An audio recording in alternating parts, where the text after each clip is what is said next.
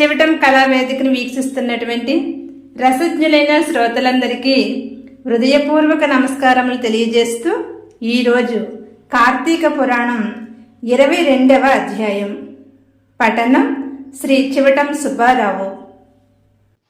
కార్తీక పురాణం 22వ అధ్యాయం. పురంజేయుడు కార్తీక పౌర్ణమి వ్రతము చేయుట. మరల అత్రి మహాముని అగస్త్యునికిట్లు చెప్పదొడిగెను. పురంజేయుడు వశిష్ఠుల వారు చెప్పిన ప్రకారం కార్తీక పౌర్ణమి రోజున శుచి అయి దేవాలయానికి వెళ్ళి శ్రీమన్నారాయణుని షోడశోపచారములతో పూజించి శ్రీహరిని గానము చేసి సాష్టాంగ నమస్కారము చేసి సూర్యోదయము కాగానే నదికి పోయి స్నానమాచరించి తన గృహానికేగెను.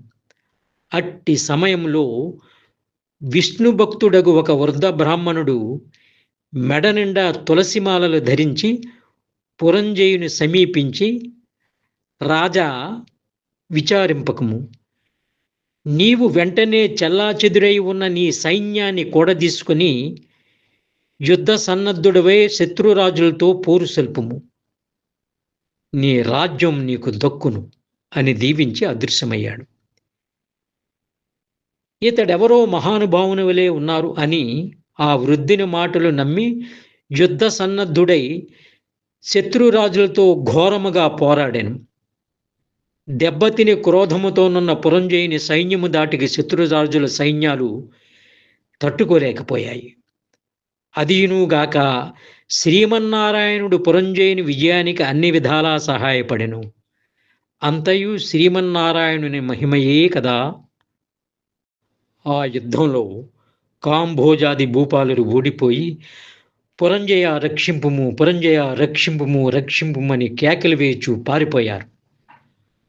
పురంజయుడు విజయం పొంది తన రాజ్యాన్ని తిరిగి సంపాదించుకున్నాడు. శ్రీమన్నారాయణుని కటాక్షమునకు పాత్రులైన వారికి శత్రుభయము కలుగుతుందా? విషం త్రాగినను అమృతమే ఎగును. ప్రహ్లాదునకు తండ్రి విషాన్ని ఇవ్వగా శ్రీహరి అని ప్రార్థించి త్రాగగా అమృతమైంది కదా. శ్రీహరి కటాక్షము వలన సూర్యచంద్రులు ఉన్నంత వరకును ధ్రువుడు చిరంజీవియే గదా. హరినామ స్మరణము చేసిన వారికి శత్రువు మిత్రుడగుతాడు. అలాగే అధర్మము ధర్మంగా మారుతుంది. ఈ దైవానుగ్రహం లేని వారికి ధర్మమే అధర్మం అవుతుంది. త్రాడే పాము కరుస్తుంది. కార్తీక మాసం అంతయు నదీ స్నానమనరించి దేవాలయంలో జ్యోతిని వెలిగించి దీపారాధన చేసినట్లయితే సర్వ విపత్తులు పటాపంచులైపోతాయి. అన్ని సౌఖ్యాలు సమకూరుతాయి. విష్ణు భక్తి కలిగి శ్రద్ధతో వ్రతమాచరించు వారికి ఏ జాతి వారికైనా పుణ్యము సమానమే. బ్రాహ్మణ జన్మమెత్తి సకల శాస్త్రాలు చదివి కూడా విష్ణుభక్తి శూన్యమైతే శూద్రకులంతో సమానమగును. వేదాధ్యాయనమనరించి దైవభక్తి కలవాడై కార్తీక వ్రతానుష్ఠాన తత్పరుడైన వైష్ణవోత్తముని హృదయ పద్మమున భగవంతుడుంటాడు. సంసార సాగరం ఉద్ధరించడానికి దైవభక్తియే సాధనము. జాతి భేదాలతో నిమిత్తము లేదు. విష్ణుభక్తి ప్రభావం వర్ణనాతీతం. వ్యాసుడు, అంబరీషుడు, శౌనకాది మహర్షులు, ఎందరో రాజాదిరాజులు కూడా విష్ణు భక్తిచే ముక్తి పొందారు. శ్రీహరి భక్తవత్సలుడు. సదా పుణ్యాత్ములను కంటికి రెప్పవరే కాపాడుచుండును.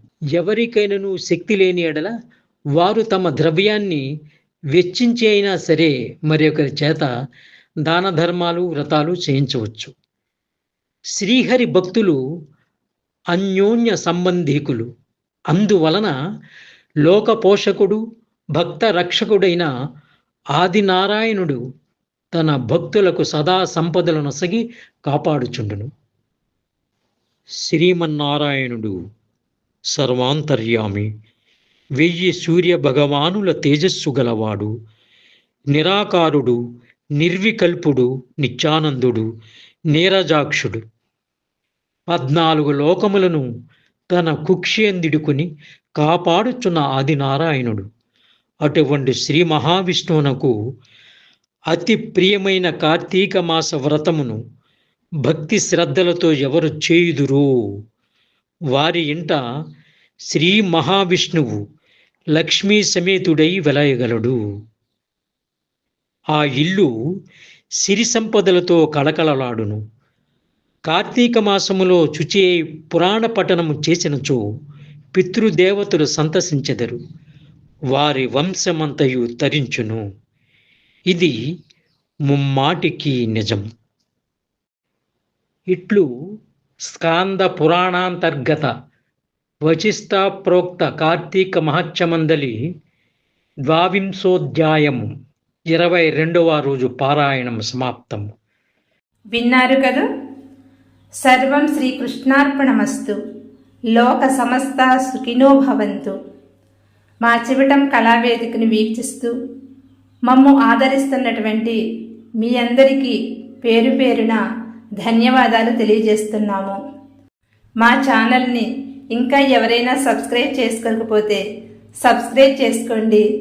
మా వీడియోస్ని లైక్ చేయండి. మీ అమూల్యమైనటువంటి సలహాలను సూచనలను మాకు కామెంట్ రూపంలో తెలియజేస్తారని ఆశిస్తూ మీ గీతా మహాలక్ష్మి.